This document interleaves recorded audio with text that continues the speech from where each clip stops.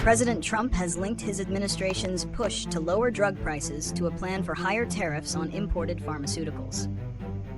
In a recent interview, he stated that the U.S. would impose an initially small tariff that would eventually escalate to as high as 250% on imported drugs.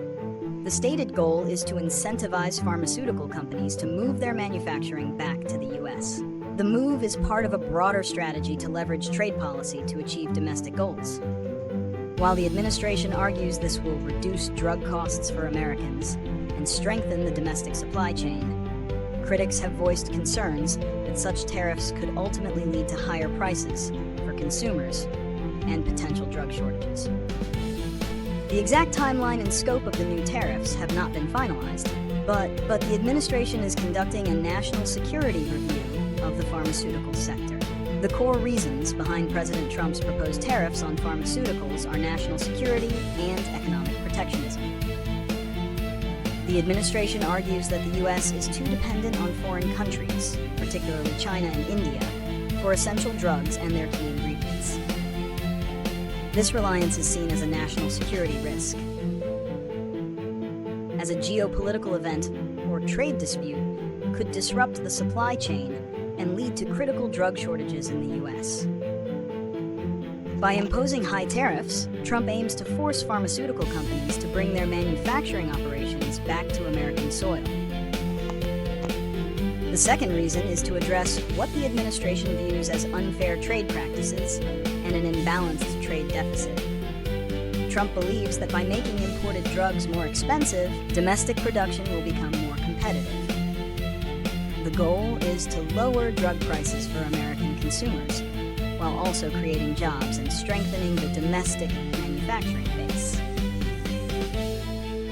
Potential consequences of President Trump's proposed tariffs on imported pharmaceuticals include higher costs for consumers, drug shortages, and disruptions to the global supply chain. Since tariffs are essentially a tax on imports, analysts predict that these costs would be passed on to American consumers, leading to increased prices for both generic and brand-name medications. This could be particularly impactful for low-income families and the elderly who rely on fixed incomes. The pharmaceutical supply chain is complex and global. A tariff could cause significant disruptions, as many generic drugs and their ingredients are sourced from countries like India and China, which operate on thin profit margins. This financial strain could force some manufacturers to stop selling in the U.S. market, potentially leading to shortages of essential medicines. While the tariffs are intended to encourage domestic manufacturing, experts note that building new facilities and scaling production takes years, making it an impractical, short-term solution.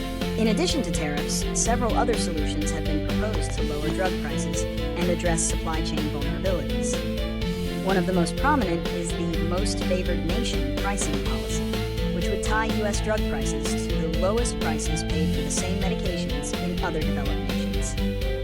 This approach, championed by the administration, aims to eliminate what it calls global freeloading and ensure Americans aren't paying a disproportionately high price for drugs.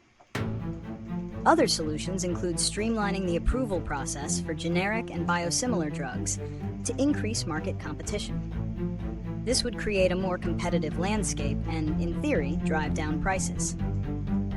Furthermore, some policymakers have suggested a more robust system of direct government negotiation with pharmaceutical companies for drugs covered by Medicare and Medicaid, leveraging the government's massive purchasing power to secure lower costs.